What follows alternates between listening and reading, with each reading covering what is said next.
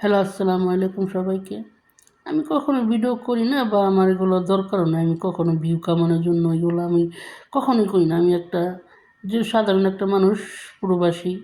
কিন্তু আজকে ৩-৪ দিন হয়ে প্রায় তো ৩ দিন হয়ে গেল, একটা মেয়ে মারা গেছে। তার নাম হলো নাকি ইকরা। যাই হোক, আল্লাহ তাকে বেহেশত তো হইবই না, তাও মানুষের মনের কথা আর কি। যে মানুষ আত্মহত্যা করে, বিষ খেয়ে মরে বা ফাঁসি দিয়ে তার আত্মহত্যা করে, সে মানুষের কখনো দুর্যোগ বা বেহেশত কোনোটাই হয় না। যতদিন পৃথিবী থাকবে ততদিনই তার এখানে তার রুহটা, আত্মাটা ঘুরে বেড়াবে। তা আমি ভিডিওটা করতেছি এর জন্য যে আমাদের দেশের মানুষ কতটুকু বিবেকহীন মানুষ। এই যে জায়গায় জায়গায় মানুষ কেউ রোস্টিং করতেছে, কেউ ভিডিও বানায় বানায় ছাড়তেছে, অভিনয় করতেছে।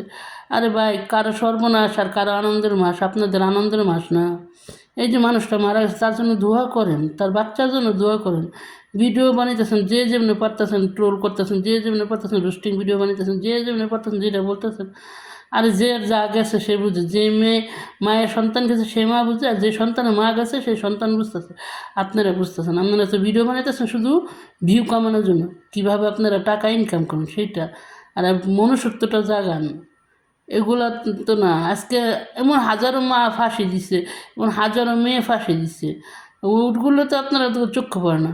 একটা সেলিব্রিটি একটা নাটক করে, একজন অভিনেতা তার স্ত্রী বা একটা অভিনেত্রী মারা গেছে, প্রক্রিয়া করছে, তা নিয়ে আপনারা খুবই ঘুরে বেড়ান। আপনারা সাধারণ মানুষ, সাধারণ জনগণ, পৃথিবীর ভিতরে মানুষই মানুষের ক্ষতি করে, এটা সত্য কথা। আল্লাহর নাম নেন, মানুষটা মারা গেছে, তার জীবনে কিছুই নেই, এই কারণে সেই কারণে, সেই চিন্তা করেন না, খালি রোস্টিং করেন, ভিডিও করেন টাকা কামানোর জন্য।